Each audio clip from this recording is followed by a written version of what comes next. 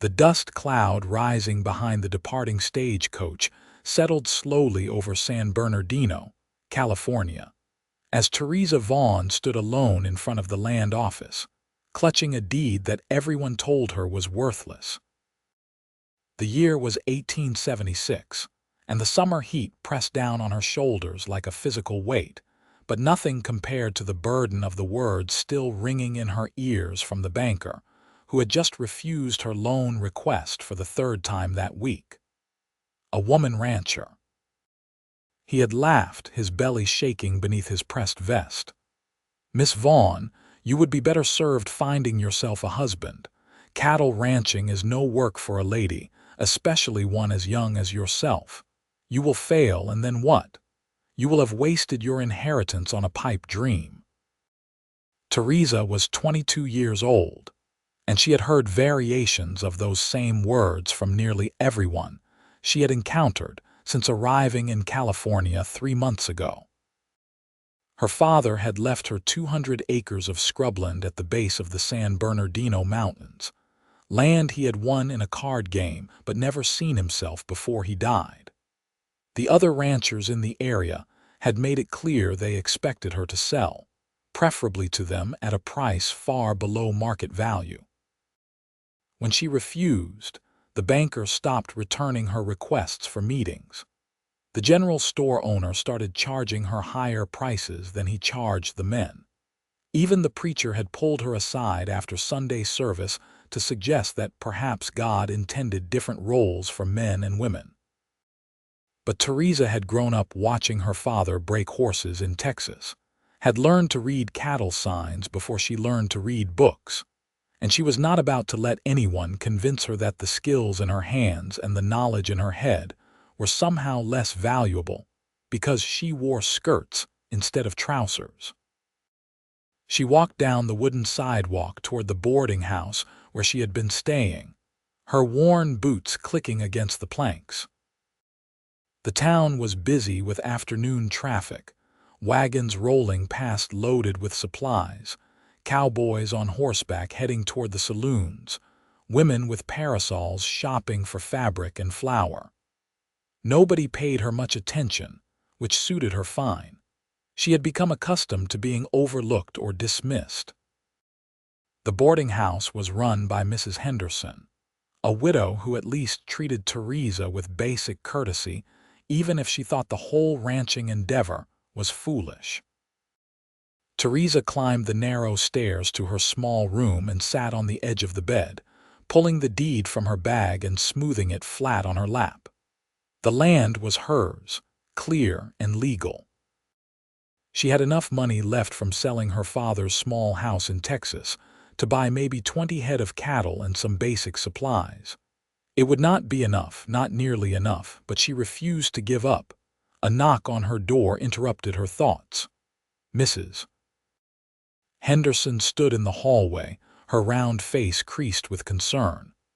"Miss Vaughn, there is a gentleman downstairs asking about ranch work. He heard in town that you might be hiring. I told him you probably were not looking, but he was quite insistent on speaking with you." Theresa frowned.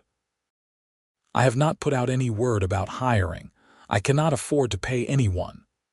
"Well, he seems to know about your property anyway. Half the town has been talking about it, I suppose." Mrs. Henderson's voice held a note of sympathy. "He is waiting in the parlor if you want to speak with him." Curiosity, more than anything else, brought Theresa downstairs. The parlor was a modest room with faded wallpaper and a few well-worn chairs. The man standing by the window was tall and lean, with sun-darkened skin and hair the color of wheat after harvest. He wore work clothes that had seen better days, canvas trousers and a cotton shirt with the sleeves rolled to his elbows, scuffed boots, and a hat he had removed and was turning in his hands. When he looked up at her approach, she noticed his eyes were a startling green like creek water in spring. "Miss Vaughn," he took a step forward, his voice deep and steady. "My name is Yates Vaughn. No relation, I suppose, though it is a strange coincidence. I heard you have land out toward the mountains and might need help getting started. I am afraid you heard wrong, Mr. Vaughn. I am not hiring. I cannot afford to hire anyone. Theresa kept her voice level professional. She had learned not to show weakness to strangers. I also heard the bank turned you down for a loan. Yates met her eyes directly, no mockery in his expression, just honest assessment. And I heard most folks in town saying you would fail before autumn. Theresa felt her spine stiffen. Then you have wasted your time coming here. If you are looking to buy my land cheaply, you can join the line of other men who have made the same offer. No, madam. I am looking for a place to prove myself, same as you. Yates set his hat on a nearby table and crossed his arms. I have been working other men's ranches for 10 years since I was 18. I know cattle, I know horses, and I know land. But nobody is going to sell to a ranch hand with no family name and no money saved. Every cent I make goes to sending money back to my mother in Missouri. She has been sick, and my younger sisters need help. That is admirable, but it does not change my situation. I cannot pay you. Theresa moved toward the door, ready to end the conversation. I am not asking for pay. Not yet, anyway. Yates's words stopped her. I am asking for a partnership. You have land but no experience running a ranch alone and no money for startup. I have experience and some savings. About $300 I have been holding back from what I send home. We pool our resources, build this ranch together, and split the profits when we start making money. 50-50. Theresa turned back to face him, studying his expression for signs of deception or mockery. She found neither. Why would you offer that? You do not know anything about me. I could take your money and disappear. You could. But I have been asking around about you for the past week, ever since I heard about your situation. You have been straight with everyone, paid your bills on time, kept your word. And you have not sold out even though selling would be easier. That tells me you are serious about making this work. Yates took a step closer. Besides, I am a good judge of character, comes from working with horses, and my gut tells me you are someone who keeps her promises. Even though everyone says I will fail, especially because everyone says you will fail. A slight smile touched the corners of Yates's mouth. The best ranches I have worked on were started by people who everyone said would not make it. Stubborn determination counts for a lot in this country. Theresa walked to the window and looked out at the street. The sun was lowering toward the western mountains, painting everything in shades of gold and amber. She had been prepared to do this alone, to struggle through and possibly lose everything. But having a partner, especially someone with experience, could change everything. It could also be a disaster if they did not work well together. How do I know you will not try to cheat me out of my land once we get established? She asked without turning around. We draw up proper legal papers. Partnership agreement, signed and filed with the land office. Everything documented and official. Your land stays in your name, my investment is recorded, profits split equally. If either of us wants out, we have to buy out the other's share at fair market value, assessed by a neutral party. Yates's voice was calm and practical. I have thought this through, Miss Vaughn. I am not interested in cheating you. I am interested in building something that lasts. Theresa turned to face him again. If we do this, I need to make something clear from the start. This is a business partnership. I am not looking for a husband, and I am not interested in anyone who thinks that working together means I will eventually be grateful enough to marry them. Yates held up both hands. Understood completely. I am not looking for a wife, just a partner. My focus is on building a successful ranch, nothing more. And you will treat my opinions and decisions with the same weight you would give a male partner's. Yes, madam.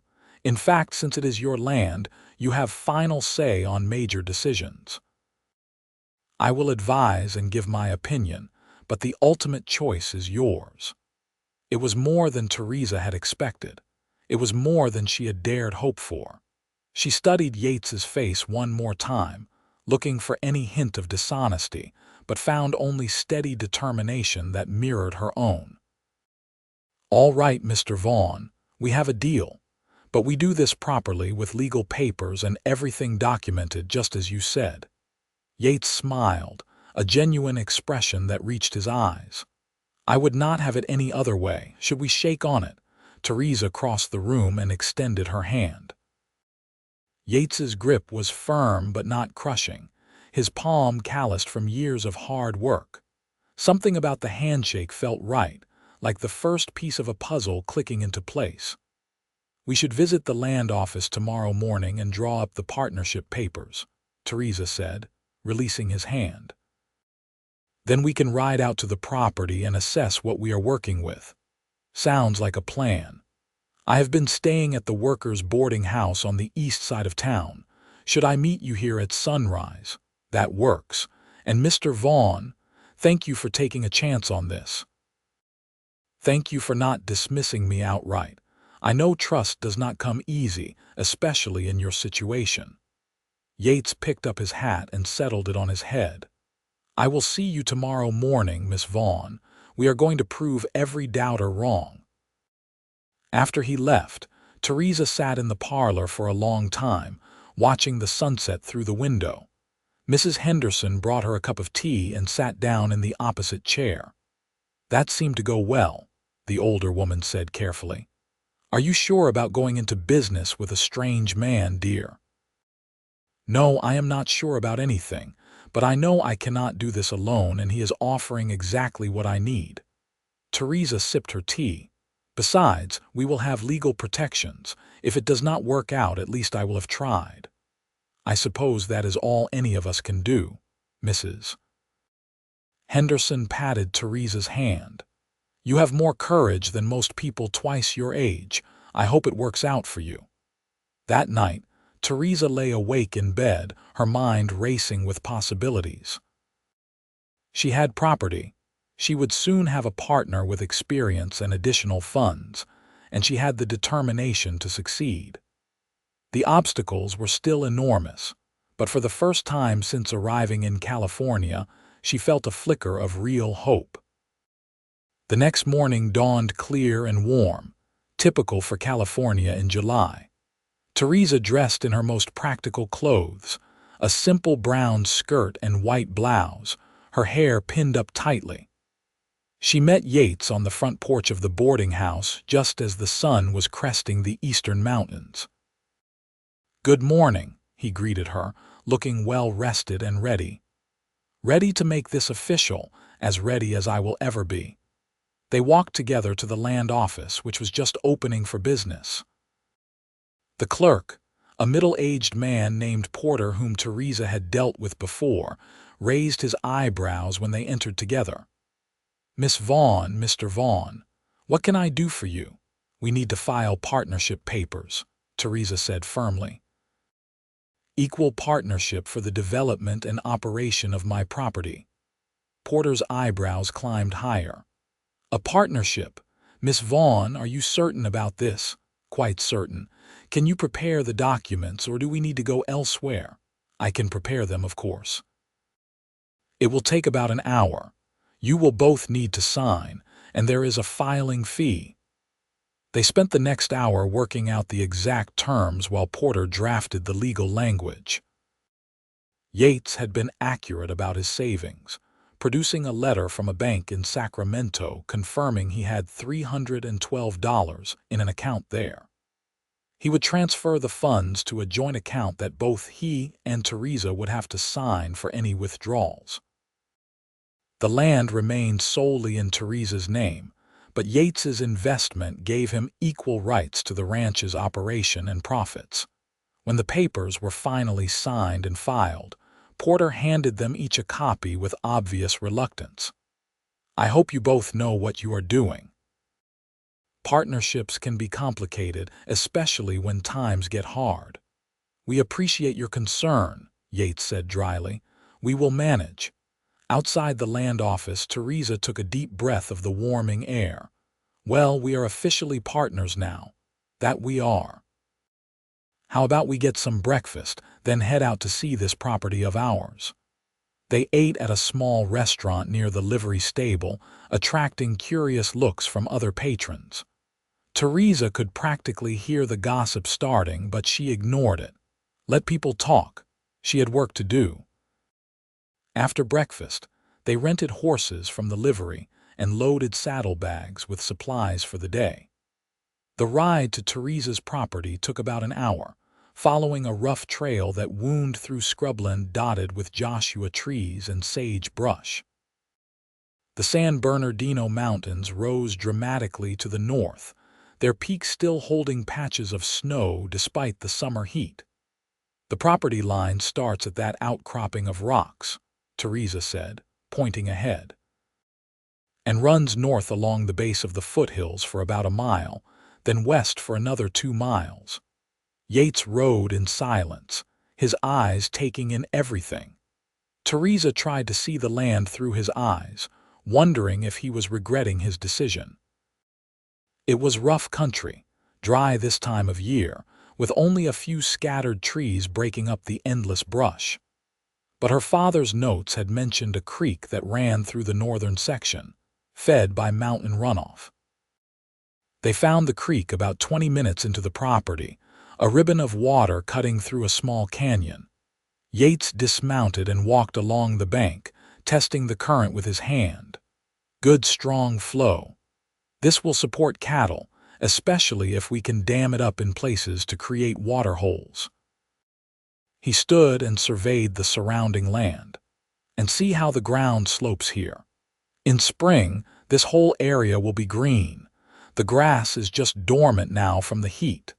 They spent the rest of the morning riding the property boundaries, with Yates pointing out features and possibilities. He showed her where the best grazing would be, where they should build the main house and barn for protection from weather, and with access to water, where they could create corrals and fencing. "We will need to buy timber from the mountains for building," he said as they stopped to rest the horses near a cluster of oak trees. "But we can use some of these trees too. And see those hills to the west. Good protection from storms rolling in from the coast." Theresa felt her spirits lifting with each observation. Yates was not just humoring her. He genuinely saw potential in the land. "How many cattle do you think we can support initially?" she asked. "With the water situation, I would say we start with 40 or 50 head. We use my 300 for cattle, and what is left of your money for immediate supplies and building materials. We can build a small cabin first, just enough to live in, then work on the barn and corrals. Once we have infrastructure, we focus on building the herd. Live in." "You mean out here on the property, of course. Can't run a ranch while living in town. We will need to be here full-time, especially at first." Yates looked at her curiously. "Is that a problem?" Theresa felt heat rising to her cheeks. She had not thought through the logistics of living on the property with a man who was essentially a stranger. "It is just that, well, people will talk. People are already talking. Let them." Yates's expression was pragmatic. "Besides, we will build 2 cabins initially, yours and mine. Separate quarters. Everything proper and respectable. Once we get profitable, we can build a larger main house and convert the cabins to storage or worker housing." It made practical sense, even if it would fuel more gossip. Theresa nodded slowly. "All right, 2 cabins it is." "How long do you think before we can start building?" "If we start ordering materials today and hire some help, we could break ground in a week. I know some good men looking for short-term work. We pay them day wages for the construction, then handle the ranch work ourselves." They rode back to town in the afternoon, talking about supplies and planning. Theresa noticed that Yates listened carefully to her ideas and incorporated them into the plans. He did not dismiss her thoughts or talk over her the way most men did. It was a refreshing change. Over the next 2 weeks, Theresa and Yates worked from before dawn until after dusk. They hired 3 workers to help with construction, men Yates knew from previous ranches who were willing to work hard for fair wages. The cabin for Theresa went up first, a small but solid structure with a stone fireplace, wooden floor, and a real glass window that Yates insisted on despite the extra cost. "You need good light for planning and paperwork," he said when she protested the expense. "Besides, this cabin will eventually be your private space in the main house complex. Worth doing it right." His cabin went up next, similar in size but positioned about 50 yards away, giving them both privacy while keeping them close enough to coordinate work. The barn came third, a larger structure that would house horses and equipment with a loft for hay storage. While the workers handled construction, Theresa and Yates made trips into town for supplies. On one trip, they encountered Martin Cross, the owner of the largest ranch in the area. He rode up alongside their wagon, his expensive horse dancing nervously. "Miss Vaughn," he said, touching his hat brim mockingly, "I hear you have found yourself a partner. How enterprising of you, Mr. Cross." Theresa kept her voice neutral. Cross had been one of the first to offer to buy her land, and he had not taken her refusal gracefully. "You know, I could still make you a fair offer for that property. Save you both a lot of trouble. Ranching is harder than you young folks think." Cross's eyes flicked to Yates dismissively. "No shame in admitting you are in over your heads. We appreciate the concern," Yates said calmly, "but we are not interested in selling. Suit yourselves. But do not come crying when your cattle die of thirst or predators take down your herd. This country eats up people who do not know what they are doing." Cross spurred his horse and rode off, leaving them in a cloud of dust. "Pleasant fellow," Yates remarked dryly. "I worked for him briefly a few years back. Treats his workers like dirt and his animals worse. He is probably upset because your land has some of the best water access in the area. If he could buy you out, he would control most of the viable ranching land around San Bernardino. Well, he is not getting it." Theresa snapped the reins, urging their wagon horses forward.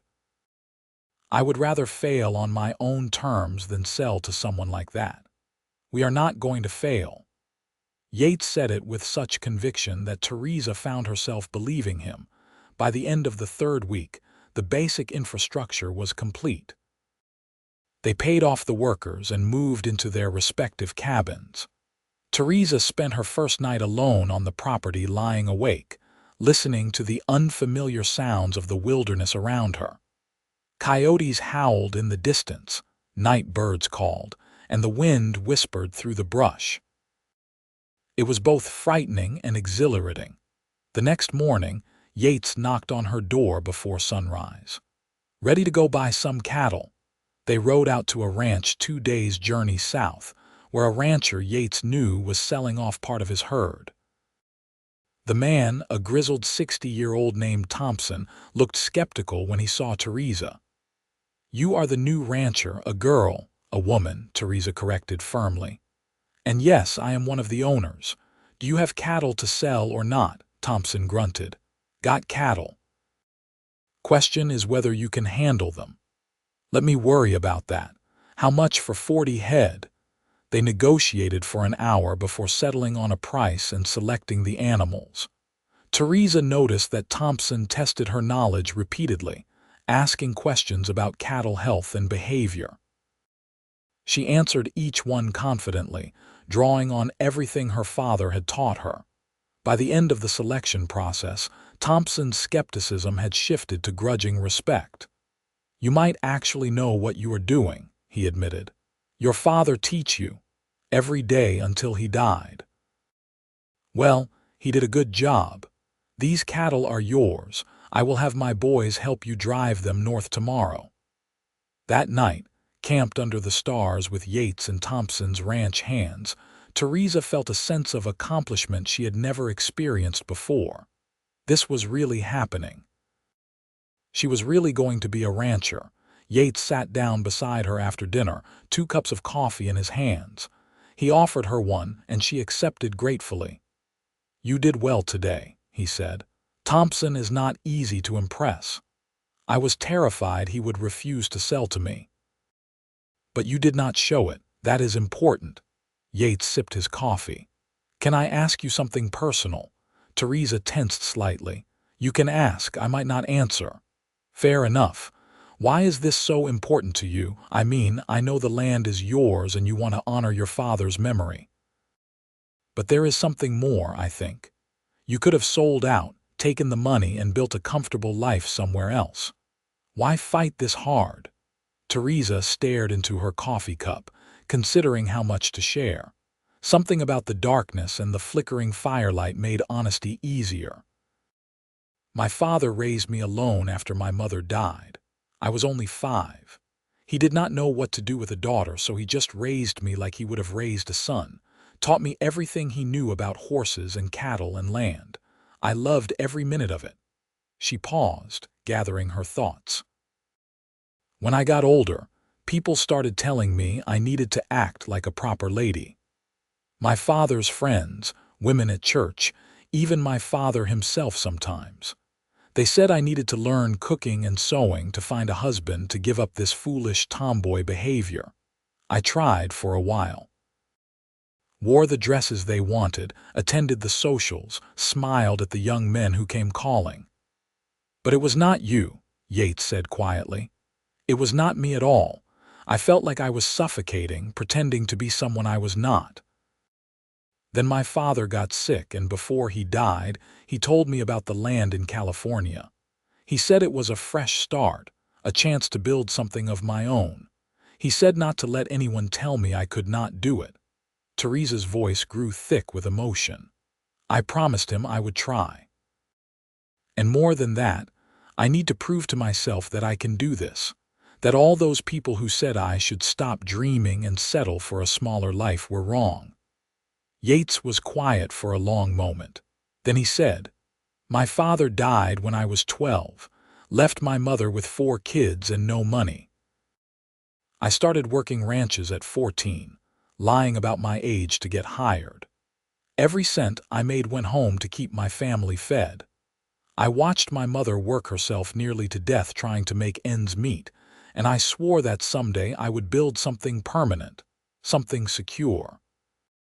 When I heard about your situation, I saw an opportunity for both of us.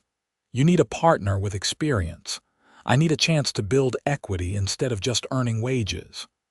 So we are both trying to prove something," Theresa said. "I suppose we are, but I think we are going to succeed, Theresa." "Can I call you Theresa? Miss Vaughn seems too formal now." "Yes, you can, and I will call you Yates." She smiled at him in the firelight. "Thank you for believing in this, in me. We believe in each other. That is how partnerships work." The cattle drive back to their property was grueling but successful. They arrived 5 days later, dusty and exhausted but triumphant. The cattle adapted well to their new home, finding the water and grazing easily. Yates and Theresa spent the next weeks establishing routines, building fences, and learning to work together. Theresa discovered that Yates was patient but exacting. He taught her advanced cattle handling techniques, showing her how to spot illness early, how to manage grazing patterns, and how to handle difficult animals. In turn, she shared her knowledge of horse training, impressing him with her ability to gentle even the most skittish animals. "Your father was a good teacher," Yates said one afternoon, watching her work with a young horse that had been terrified of humans. "I have never seen anyone gain an animal's trust so quickly. He always said horses and people are not that different. They both respond to consistency and kindness." As summer faded into autumn, their ranch began to take shape. They branded their cattle with a simple TV mark, representing both their shared last name initial. Word spread about the partnership, and while some people remained skeptical, others began to take them seriously. They sold their first cattle to a buyer in Los Angeles in October, making a small profit that they immediately reinvested in more animals and supplies. Through it all, Theresa found herself increasingly aware of Yates not just as a business partner, but as a man. The way he moved, confident and graceful despite his size, the sound of his laugh when something amused him, the gentle patience he showed with the animals, the respect he consistently showed her opinions and decisions. She tried to push these feelings aside, reminding herself that this was a business arrangement and nothing more. But it became harder as the weeks passed. One evening in late October, a storm rolled in from the coast, bringing heavy rain and wind. Theresa was in her cabin, trying to read by lantern light, when she heard Yates shouting her name. She grabbed a coat and ran outside, immediately seeing the problem. Part of the barn roof had torn loose, flapping wildly in the wind. "We have to secure it before the whole thing rips off," Yates yelled over the storm. "The horses are terrified." They worked together in the driving rain, climbing onto the barn roof and fighting to nail down the loose boards. It was dangerous work. The wet wood slippery beneath their feet, the wind trying to tear them away. But they managed it, securing the roof just as the worst of the storm passed over. Soaked and shivering, they stumbled back toward the cabins. Yates's face was bleeding from where a piece of flying debris had struck him. Without thinking, Theresa grabbed his arm. "You are hurt. Come to my cabin. I have medical supplies." Inside, she lit more lamps and set water to heat on the stove. Yates sat at her small table, looking somewhat dazed. Theresa realized it was the first time he had been inside her cabin. She grabbed a clean cloth and her medical kit. "This might sting," she warned, cleaning the cut above his eyebrow. "I have had worse." But he winced as she applied whiskey to disinfect the wound. "You need stitches," Theresa said, examining the cut more closely. "Can you do it?" "I have stitched up horses and cattle. How different can a person be?" "Not very, I suppose." Yates tried to smile, then winced again. Theresa threaded a needle, her hand steady despite the adrenaline still coursing through her. As she worked, she was acutely aware of how close they were, her fingers on his face, his breath warm against her wrist. The intimacy of the moment seemed to fill the small cabin. "There," she said finally, tying off the last stitch. "You will have a scar, but it should heal clean. Thank you." Yates's voice was low. When she looked down, she found him watching her with an intensity she had not seen before. "You are very capable, Theresa. I hope you know that." "I am learning." She stepped back, suddenly needing distance. "You should probably get back to your cabin and into dry clothes." "Right, yes." Yates stood, moving toward the door, then he paused. "Theresa." "Yes, I am glad we are partners. I cannot imagine doing this with anyone else." After he left, Theresa sat by the fire for a long time, her hands trembling slightly. Something had shifted between them in those moments, something that both excited and terrified her. She had sworn to keep this relationship purely professional, but her heart was refusing to cooperate. The next few weeks were awkward as they both tried to pretend nothing had changed. They were overly polite to each other, careful not to stand too close or let their hands touch. But the tension was palpable, humming in the air between them. In November, they received news that Martin Cross's ranch had been hit by disease, killing 30 head of cattle. Cross rode out to their property, looking haggard and angry. "I need to buy some of your cattle," he said without preamble. "I will pay fair market price." Theresa and Yates exchanged glances. "We do not have many to spare," Theresa said carefully. "We are still building our herd." "I said I would pay fair price. Name it." They negotiated tensely, finally agreeing to sell him 10 head at a premium. Cross paid in cash, counting out the bills with obvious reluctance. "You two have been lucky so far," he said as he prepared to leave. "But luck runs out. Remember that." After he left, Yates shook his head. "He is not going to stop trying to drive us out. Then we will keep proving him wrong." Theresa folded the money and put it in her lock box. "This payment puts us ahead of our projections. We should celebrate." "Celebrate how? It is not like there is much entertainment out here. We could ride into town, have a proper meal at the hotel restaurant. Maybe even attend that dance they are holding next week." Yates looked surprised. "You want to go to a dance? Why not? We have been working ourselves to exhaustion for months. One evening of normalcy would not hurt." The truth was, Theresa wanted to see Yates in a social setting, away from the ranch and its constant demands. She wanted to know if the feelings she had been developing were real or just a product of proximity and partnership. The dance was being held to celebrate the founding of San Bernardino, and it seemed like half the county was attending. Theresa wore her best dress, a deep blue silk that she had been saving for a special occasion. Mrs. Henderson had helped her arrange her hair in a more elaborate style than her usual simple bun. When Yates arrived to escort her, he was wearing clean dark trousers and a pressed white shirt, his hair neatly combed. He stopped in the doorway of the boarding house parlor, staring at her. "You look beautiful," he said, his voice sincere. "Thank you. You clean up well yourself." They walked together to the town hall where the dance was being held. Inside, lanterns hung from the rafters, a small band played fiddle music, and long tables groaned with food. People turned to stare as they entered, whispers following in their wake. "They are all talking about us," Theresa murmured. "Let them talk. Come on, let us get some food." They filled plates and found seats at one of the long tables. Several people came over to speak with them, some offering genuine congratulations on their ranch's progress, others making veiled comments about the unusual partnership. Mrs. Henderson arrived with a group of women from her church. "Theresa, dear, you look lovely. How is ranch life treating you?"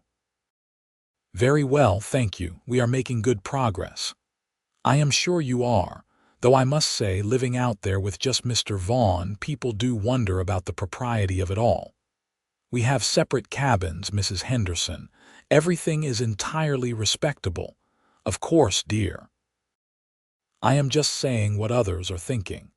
You might want to consider having a chaperone, perhaps hiring a housekeeper to live on the property, just to avoid any unfortunate rumors." After Mrs. Henderson moved on, Theresa felt irritation rising. "I should have known coming here would invite more judgment. Ignore them." Yates touched her hand briefly. "We know the truth of our situation. That is all that matters." The band struck up a waltz and couples began moving onto the dance floor. Yates stood and offered his hand. "Would you like to dance?" Theresa hesitated. Dancing together in public would fuel even more gossip. But looking up at Yates, seeing the warmth in his eyes, she found she did not care. "Yes, I would." On the dance floor, Yates held her properly, one hand at her waist and the other clasping hers. They moved together smoothly, falling into the rhythm easily. Theresa was surprised by how naturally they danced together, as if they had been doing this for years instead of for the first time. "I did not know you could dance," she said, looking up at him. "My mother insisted all her children learn. She said dancing taught discipline and coordination." Yates smiled. "I have not done this in years, though. You have not forgotten." They danced through 3 songs before taking a break. As they stood at the refreshment table, drinking punch, Martin Cross approached with a woman on his arm. She was beautiful in an obvious way, with elaborately styled blonde hair and an expensive dress. "Miss Vaughn, Yates," Cross said, his tone falsely friendly. I would like you to meet Miss Caroline Winters. She just arrived from San Francisco. Caroline, this is the young couple I told you about, the ones trying to run a ranch together." Caroline looked them over with calculating eyes. "How interesting. I have never heard of such an arrangement." "You must be very modern." "We are very practical," Theresa said evenly. "Well, I think it is wonderful that you are trying. Martin has told me all about your struggles. So brave of you to attempt something so difficult." Caroline's voice dripped with false sympathy. Yates stepped closer to Theresa, a subtle show of solidarity. "We are not struggling, Miss Winters. In fact, business is going quite well." "Oh, I am sure. Martin, darling, I believe they are playing another waltz. Will you dance with me?" Caroline pulled Cross toward the dance floor, leaving Theresa and Yates alone again. "She was unpleasant," Theresa said bluntly. "Cross probably brought her over to try to intimidate us. Did not work." Yates set down his punch cup. "Want to get out of here? We can take a walk, get some air." They left the stuffy hall and walked through the quiet streets of San Bernardino. The night was cool and clear, stars brilliant overhead. They wandered toward the edge of town, where the buildings gave way to open land. "Thank you for tonight," Theresa said. "For dancing with me, for defending our partnership to those people." "I was not just defending the partnership." Yates stopped walking, turning to face her. "Theresa, I need to be honest with you about something. These past months, working with you, living near you, building this ranch together, I have developed feelings that go beyond business partnership." Theresa's heart began to race. "What kind of feelings?" "The kind where I think about you first thing when I wake up and last thing before I sleep. The kind where seeing you smile makes my whole day better. The kind where the thought of you leaving or selling out or finding someone else makes my chest ache." Yates took a deep breath. "I am falling in love with you, Theresa. I tried not to. I know we agreed this was just business. But I cannot help how I feel." Theresa stared at him, her mind whirling. She should be cautious, should protect her heart and her business. But the truth was, she felt the same way. Had been feeling it for weeks now, maybe longer. "I have been trying to ignore similar feelings," she admitted quietly. "I told myself it was just proximity or gratitude for your help, but it is more than that. When you got hurt during the storm, I was terrified. When you smile at me across the pasture, my heart does strange things. I think about you constantly." Yates stepped closer, reaching up to cup her face gently. "So what do we do about this? I do not want to ruin our partnership. The ranch is important to both of us." "Maybe the ranch is important because we built it together. Maybe it matters because you matter to me." Theresa placed her hand over his. "I do not want to ignore this, Yates. Life is too short and too hard to push away something that feels this right. Are you sure? Once we cross this line, we cannot go back to just being business partners." "I am sure. Are you?" In answer, Yates leaned down and kissed her. It was gentle at first, tentative, but when Theresa responded, wrapping her arms around his neck, the kiss deepened. It felt like coming home, like finding something she had been searching for without knowing it. When they finally pulled apart, both breathing hard, Yates rested his forehead against hers. "I have wanted to do that for months." "Why did you wait so long?" "I was scared. Scared you did not feel the same way, scared of making you uncomfortable, scared of losing you if I was wrong." He kissed her again, softly. "But I cannot hide it anymore. I love you, Theresa Vaughn. I want to build this ranch with you, not just as a business, but as our home, our life together." "I love you too," Theresa whispered. "I think I have for a while now." They walked back to the boarding house hand in hand, talking quietly about what this meant for them. When they reached the porch, Yates kissed her good night with a tenderness that made her knees weak. "I will see you tomorrow," he said. "We can talk more about the future then." "Our future," Theresa corrected, and his smile was radiant. The next morning they rode back to the ranch together, their horses side by side. The familiar landscape looked different somehow, brighter and more full of promise. When they arrived, Yates helped Theresa dismount, his hands lingering at her waist. "We should probably discuss logistics," he said. "I do not want anyone to question your reputation." "What are you suggesting?" "I am suggesting we get married." Yates said it simply, as if it were the most obvious solution in the world. "Not because we have to, but because I want to. Because I love you and I want everyone to know you are mine and I am yours." Theresa felt tears prick her eyes. That is possibly the least romantic proposal ever. "You are right. Let me try again."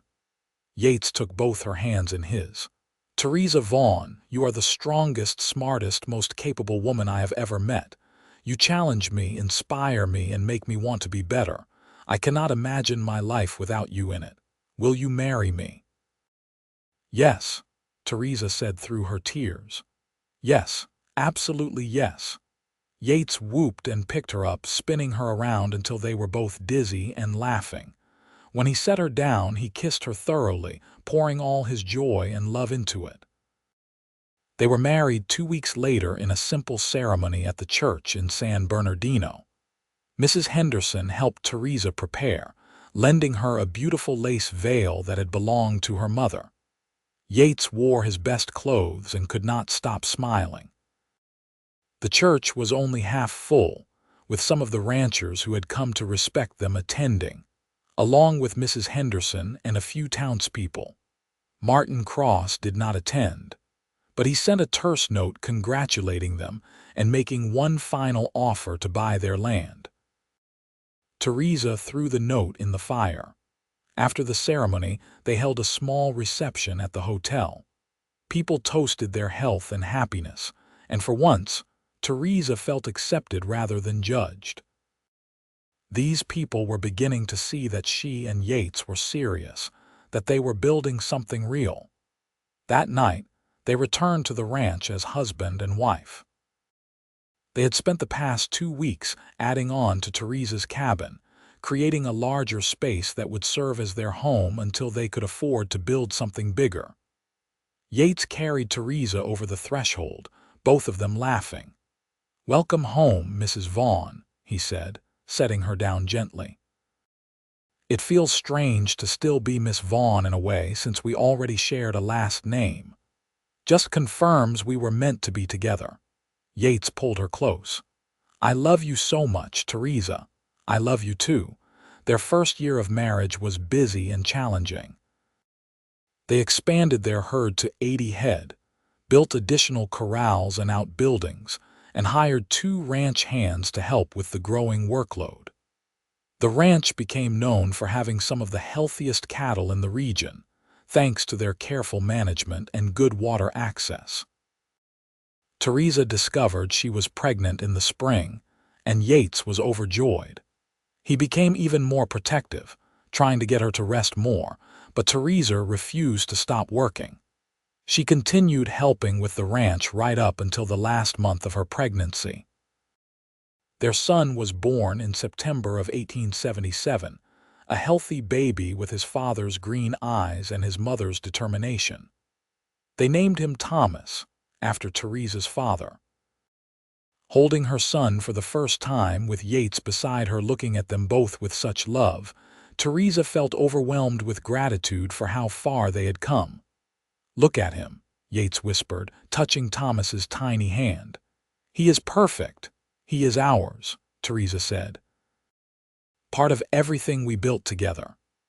As Thomas grew, the ranch continued to prosper. They built the larger main house they had always planned, a beautiful 2-story structure with wide porches and multiple bedrooms. Theresa's original cabin became an office where they handled the ranch's business affairs. Yates's old cabin was converted to housing for their workers. Martin Cross's ranch struggled in comparison. He had overextended himself, and several bad seasons left him deeply in debt. 2 years after Thomas was born, Cross was forced to sell most of his land. Ironically, Theresa and Yates were able to buy a portion of it, expanding their own ranch significantly.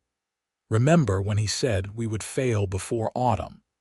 Theresa said as they signed the papers to acquire Cross's land. "I remember.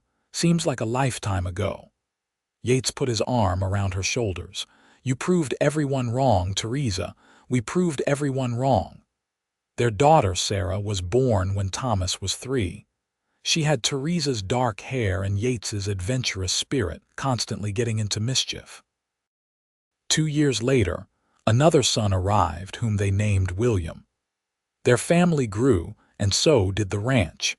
By 1885, the Vaughn Ranch was one of the most successful operations in Southern California. They employed 15 full-time workers, ran over 300 head of cattle, and had become known for breeding some of the finest horses in the region. Theresa had developed a specialized training program that produced horses sought after throughout California. On their 10th wedding anniversary, Yates surprised Theresa with a trip back to the spot where he had first proposed, the quiet place at the edge of town where they had confessed their love. "I wanted to remind you of where we started," he said, holding her hand as they watched the sunset. "A business partnership that became so much more." "I never imagined I could be this happy," Theresa admitted. "When I came to California, I just wanted to prove I could run a ranch. I did not expect to find love, a true partner in every sense of the word. I did not expect it either. But I am grateful every day that I was brave enough to knock on Mrs. Henderson's door that afternoon." Yates pulled out a small box. "I wanted to give you something to mark this anniversary." Inside was a beautiful locket on a gold chain. Yates opened it to show 2 tiny photographs, one of their wedding day and one of their 3 children. "It is perfect," Theresa said, tears in her eyes as he fastened it around her neck. "You are perfect, strong and stubborn and brilliant and beautiful. You are everything I never knew I needed." Yates kissed her softly.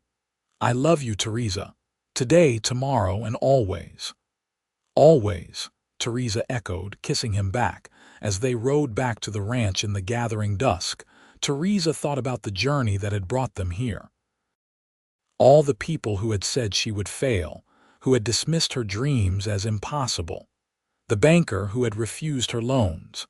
The townspeople who had gossiped about the impropriety of her partnership with Yates. Martin Cross and his predictions of disaster.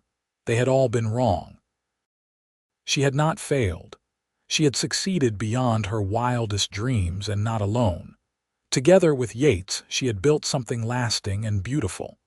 A ranch, a family, a life full of love and purpose.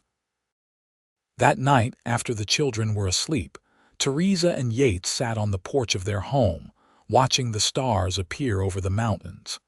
The land stretched out around them, their land, built through hard work and determination and an unwavering belief in each other. "You ever regret it?" Theresa asked quietly. "Partnering with me that day, taking a chance on someone everyone said would fail." Yates pulled her closer, wrapping his arm around her shoulders. "Not for 1 second. You are the best decision I ever made, Theresa. Partnering with you, falling in love with you, building this life with you, those are the things I am most proud of. We did it together. That was the key. When they told me I would fail, you said we would succeed together. And we did." "We did," Yates agreed, kissing the top of her head. "And we will keep succeeding, for as many years as we are blessed with." As the years continued to pass, their family and ranch grew even stronger. Thomas proved to have his mother's gift with horses and his father's head for business. By the time he was 18, he was managing a significant portion of the ranch operations. Sarah developed a love for cattle breeding, studying bloodlines and genetics with a passion that reminded Theresa of herself. William, the youngest, showed talent as a builder and engineer, improving their irrigation systems and designing more efficient barn layouts. In 1890, Theresa and Yates celebrated their 15th wedding anniversary surrounded by their children, their workers who had become like family, and friends from throughout the region. The Vaughn Ranch had become an institution, proof that determination and partnership could overcome any obstacle. Mrs. Henderson, now quite elderly, attended the celebration. She pulled Theresa aside at one point, dabbing at her eyes with a handkerchief. "I am so proud of you, dear," she said. "When you first came to my boarding house so young and determined, I worried for you, but you proved me wrong. You proved everyone wrong." "I had help," Theresa said, squeezing the older woman's hand. "I had Yates. You had each other. That is the secret, I think, finding someone who believes in your dreams as much as you do." That evening, as the party wound down and guests departed, Theresa and Yates walked out to the oak trees where they sometimes escaped for quiet moments. The trees had grown significantly in the 15 years since they had first explored the property, their branches spreading wide to create a natural canopy. "I have been thinking," Yates said, pulling Theresa into his arms. "We should start planning for the future, for after we are gone. The ranch could support all 3 children if we structure things right. Thomas can manage the cattle operations, Sarah can oversee the breeding programs, and William can handle infrastructure and expansion." "Already planning for your retirement," Theresa teased. "Not retirement. I plan to work this land until I am too old to sit a horse, but I want to make sure everything is set up so our children can continue what we built, so they never have to hear people say they will fail. They will not fail. We have taught them too well." Theresa rested her head against his chest, listening to the steady beat of his heart. "Can you believe it has been 15 years? Sometimes it feels like just yesterday that you knocked on Mrs. Henderson's door with your crazy partnership proposal." "Crazy, was it? Completely insane. I should never have agreed to it." Theresa looked up at him with a smile. "Best decision I ever made, agreeing to partner with a stranger. I was not a stranger for long." Yates cupped her face in his hands.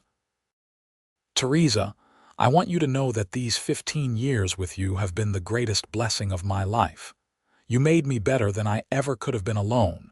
You challenged me, supported me, and loved me even when I did not deserve it. You always deserved it." Theresa kissed him softly.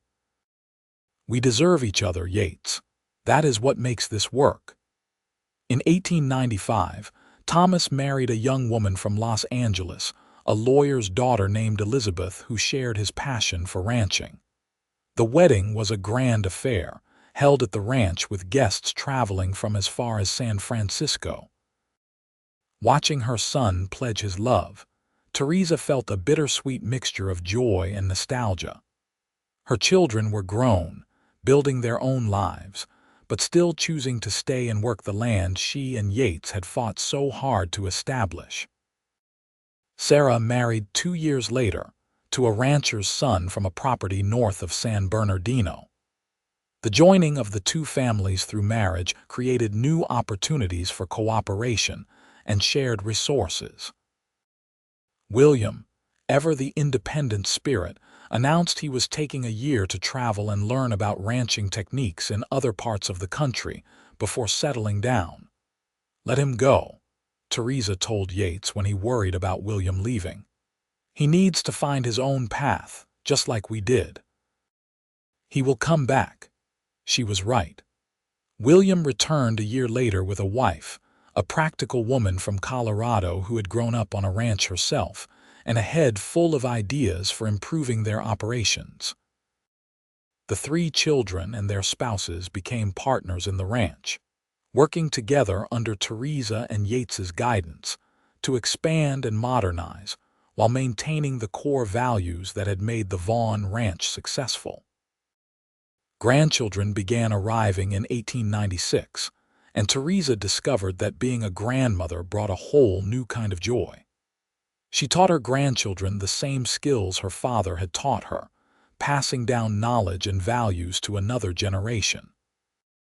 Yates was an equally doting grandfather, patient and playful with the children in a way that made Theresa fall in love with him all over again. On their 20th wedding anniversary in 1897, Theresa and Yates renewed their vows in a small ceremony attended by family and close friends. They stood in the same church where they had first married, but everything had changed since that day. They were older, their hands rougher from work, their faces lined from years in the sun. But their love had only deepened, strengthened by shared struggles and triumphs.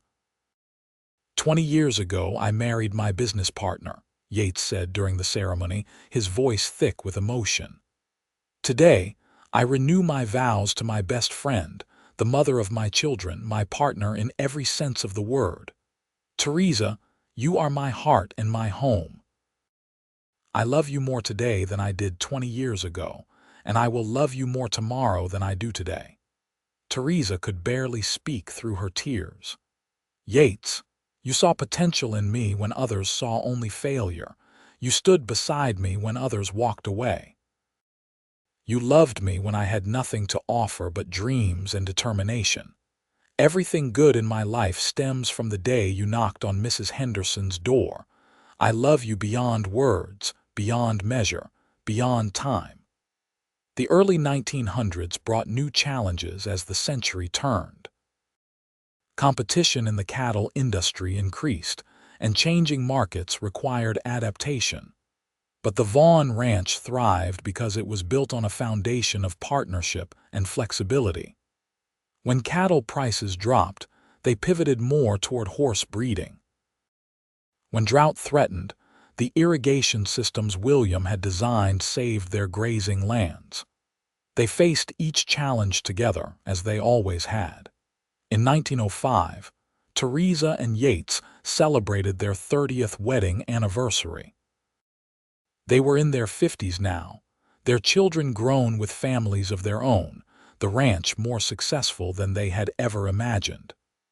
They hosted a massive celebration, inviting people from throughout Southern California. Even some of the old doubters attended, men who had once predicted their swift failure now congratulating them on 3 decades of success. One guest brought an old newspaper clipping from 1876, an article about Theresa's attempt to establish a ranch as a single woman. The article was dismissive and condescending, predicting she would fail within months. "I thought you might want to see this," the guest said with a laugh. "A reminder of how far you have come." Theresa read the article and shook her head. "I remember those days. Everyone was so certain I would fail. But I told you we would succeed together," Yates said, appearing at her shoulder. "And we did." "Yes, we did." Theresa leaned against him, feeling his solid warmth. "We really did." As they grew older, Theresa and Yates gradually handed over more responsibility to their children, but they never stopped being involved in the ranch's daily operations. They could be found every morning riding out to check on the cattle, or working with the horses, or simply sitting together on the porch watching the sun rise over the mountains that had witnessed their entire journey. Their love story became legend in San Bernardino and the surrounding areas. Young couples starting out would ask them for advice, and Theresa and Yates always said the same thing: trust each other, support each other, and never stop believing in your shared dreams. In 1910, on a warm spring day much like the day they had first explored the property together, Theresa and Yates rode out alone to their favorite spot under the oak trees. They were both in their 60s now, their bodies slower but their spirits unchanged. "Remember when this was all just scrubland and dreams?" Theresa asked, looking out over the prosperous ranch spread before them. I remember thinking you were either very brave or very foolish to attempt this alone." Yates helped her dismount, his movements still gentle and careful. "I am glad you let me join you. I am glad you asked. I could not have done any of this without you, Yates. You know that, right? All those people who said I would fail, they were right in a way. I would have failed if I had tried to do it alone. But together, we succeeded beyond anything I could have imagined. We made each other better. That is what real partnership is. Yates pulled her close, and they stood there under the spreading branches, looking out at the legacy they had built. I love you, Theresa. After 34 years of marriage, I love you more than ever. I love you too. Always. They continued to work the ranch for several more years, their children and grandchildren surrounding them, the Vaughn Ranch a testament to what determination and partnership could achieve. When Theresa was 68 and Yates was 70, they finally agreed to fully retire from active management, trusting the ranch to the capable hands of their children. But retirement did not mean stopping. They still rode out every morning, checking on things, offering advice when asked but never interfering. They spent their days together, talking, laughing, remembering all they had experienced. They told stories to their grandchildren and great-grandchildren about the early days, about building something from nothing, about the importance of believing in yourself and finding a partner who believed in you too. On their 40th wedding anniversary, the entire family gathered at the ranch. There were dozens of them now, children and grandchildren and great-grandchildren, all benefiting from what Theresa and Yates had started 4 decades earlier. The celebration lasted all day, with food and music and dancing, just like that first dance they had shared in San Bernardino so many years ago. As evening fell, Theresa and Yates slipped away from the party and walked to the oak trees one more time. The sunset painted the sky in brilliant shades of orange and pink, the same colors that had filled the sky the first day Theresa had seen this land. 40 years, Theresa said wonderingly. How did we get so lucky? It was not luck. It was work and love and stubbornness. Yates wrapped his arms around her from behind, and they stood together watching the sun sink toward the mountains. Do you remember what I told you that first day at Mrs. Henderson's boarding house? You said you were not interested in cheating me. You were interested in building something that lasts. We built it together, and it will last long after we are gone. Yates kissed her temple. Thank you for taking a chance on a ranch hand with a crazy partnership proposal. Thank you for seeing me as a partner when everyone else saw only someone destined to fail. Theresa turned in his arms to face him. I love you, Yates Vaughn. You are the best thing that ever happened to me, and you are everything I never knew I needed. Yates kissed her, soft and sweet, the kiss of two people who had loved each other through decades of joy and challenge and triumph. As darkness fell and stars began appearing in the vast California sky, they walked hand in hand back toward the lights of their home, their family, their legacy. The Vaughn Ranch stretched out around them, a testament to what happened when determination met partnership, when love joined with hard work, when two people refused to listen to those who said they would fail. They had been told she would fail. The cowboy had said they would succeed together. And together, they had built something that would last for generations. A love story written in the land itself, in the cattle bearing their brand, in the children and grandchildren who carried forward their dreams. As they reached the porch and rejoined their family, surrounded by the laughter and love of those whose lives they had shaped, Theresa looked at Yates and saw the same young man who had offered her a partnership when she needed it most. And Yates looked at Theresa and saw the same determined young woman who had been brave enough to accept. They had proven everyone wrong together, and in doing so, they had found something far more valuable than a successful ranch. They had found each other, and that made all the difference. The celebration continued into the night. 3 generations of Vaughns gathering under the stars to honor the love and partnership that had started it all. And in the years that followed, whenever someone asked about the secret to their success, Theresa and Yates would exchange a knowing look and say the same thing they had always said. We believed in each other when no one else did, and we worked together to prove that belief was justified. They lived out their remaining years surrounded by family, their love growing deeper with each passing season.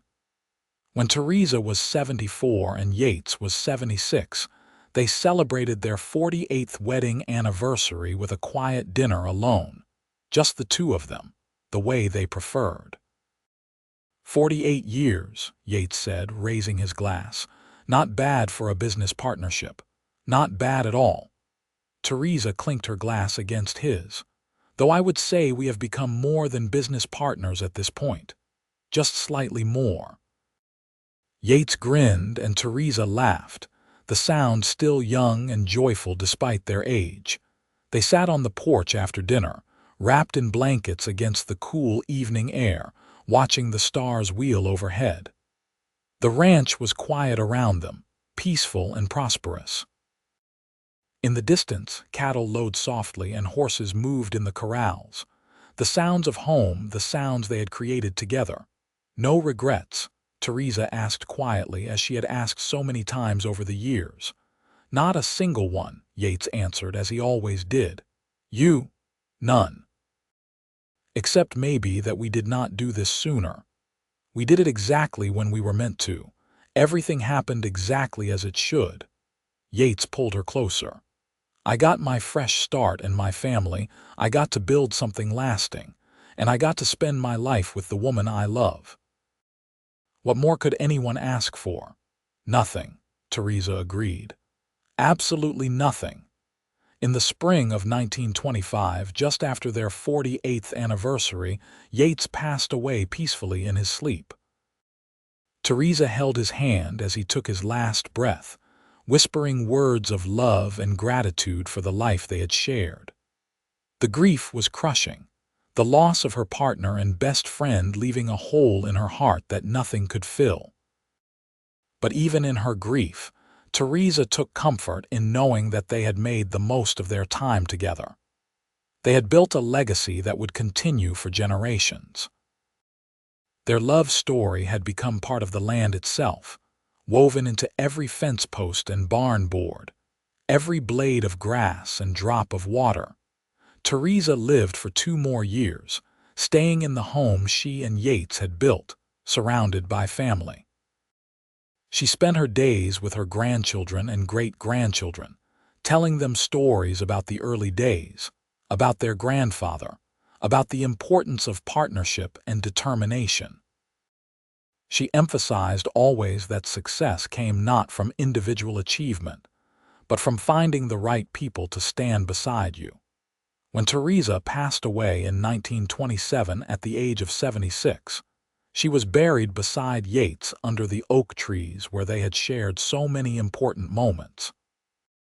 Their headstones were simple, bearing only their names and dates and a single line that their children had chosen. Together, they built a legacy. The Vaughn Ranch continued to thrive for decades after their deaths, each generation adding their own contributions while honoring the foundation that Theresa and Yates had laid. The story of the young woman everyone said would fail, and the cowboy who said they would succeed together, was passed down through the family. A reminder that the most important thing in life was not proving others wrong, but finding someone who believed in you and working together toward a common dream. And on summer evenings, when the sun set over the San Bernardino mountains in brilliant colors, and the cattle moved peacefully through the grasslands, and the horses ran free in the pastures, people swore they could still feel the presence of Theresa and Yates, still working the land they loved, still building their legacy together, still proving that love and partnership could overcome any obstacle, no matter what anyone said.